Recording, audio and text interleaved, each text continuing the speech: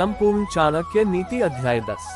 जिसके पास धन नहीं है वो गरीब नहीं है, वह तो असल में रईस है, यदि उसके पास विद्या है। लेकिन जिसके पास विद्या नहीं है वह तो सब प्रकार से निर्धन है। हम अपना हर कदम फूंक फूंक कर रखे, हम छाना हुआ जल पिए, हम वही बात बोले जो शास्त्र सम्मत है, हम वही काम करें जिसके बारे हम सावधानी पूर्वक सोच चुके हैं। जिसे अपने इंद्रियों की तुष्टि चाहिए वह विद्या अर्जन करने के सभी विचार भूल जाए, और जिसे ज्ञान चाहिए वह अपने इंद्रियों की तुष्टि भूल जाए।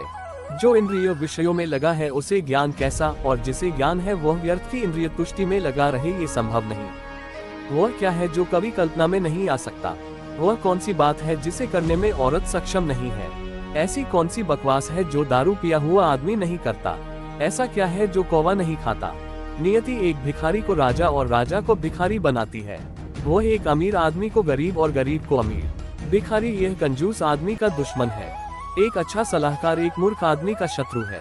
वह पत्नी जो पर पुरुष में रुचि रखती है उसके लिए उसका पति ही उसका शत्रु है। जो चोर रात को काम करने निकलता है चंद्रमा ही उसका शत्रु है।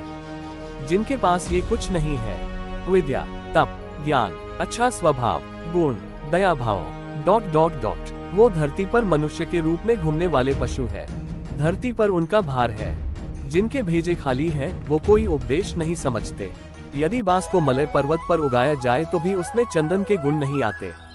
जिसे अपनी कोई अकल नहीं उसकी शास्त्र क्या भलाई करेंगे।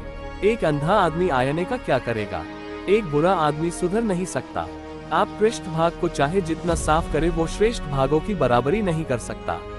अपने निकट संबंधियों का अपमान करने से जान जाती है, दूसरों का अपमान करने से दौलत जाती है, राजा का अपमान करने से सब कुछ जाता है, एक ब्राह्मण का अपमान करने से कुल का नाश हो जाता है। ये बेहतर है कि आप जंगल में एक झाड़ के नीचे रहे जहाँ बाघ और हाथी रहते हैं। उस जगह रहकर आप फल खाएं और जलपान करें, आप घास पर सोए और पुराने पेड़ों की खालें पहने। लेकिन आप अपने सगे संबंधियों में ना रहे यदि आप निर्धन हो गए हैं। ब्राह्मण एक वृक्ष के समान है, उसकी प्रार्थना ही उसका मूल है। वह जो वेदों का गान करता है वही उसकी शाखाएं हैं। वह जो पुण्य कर्म करता है वही उसके पत्ते हैं। इसीलिए उसने अपने मूल को बचाना चाहिए। यदि मूल नष्ट हो जाता है तो शाखाएं भी ना रहेगी और पत्ते भी। लक्ष्मी मेरी माता है, विष्णु मेरे पिता है, वैष्णव जन मेरे सगे संबंधी है, तीनों लोक मेरा देश है। रात्रि के समय कितने ही प्रकार के पंछी वृक्ष पर विश्राम करते हैं। भोर होते ही सब पंछी दसों दिशाओं में उड़ जाते हैं। हम क्यों भला दुख करें यदि हमारे अपने हमें छोड़कर चले गए। जिसके पास में विद्या है वह शक्तिशाली है। निर्बोध पुरुष के पास क्या शक्ति हो सकती है? एक छोटा खरगोश भी चतुराई से मदमस्त हाथी को तालाब में गिरा देता है।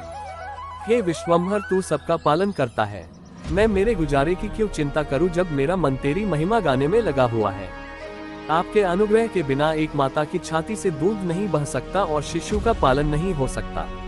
मैं हरदम यही सोचता हुआ, हे यदुवंशियों के प्रभु, हे लक्ष्मीपति, मेरा पूरा समय आपकी ही चरण सेवा में खर्च करता हूँ।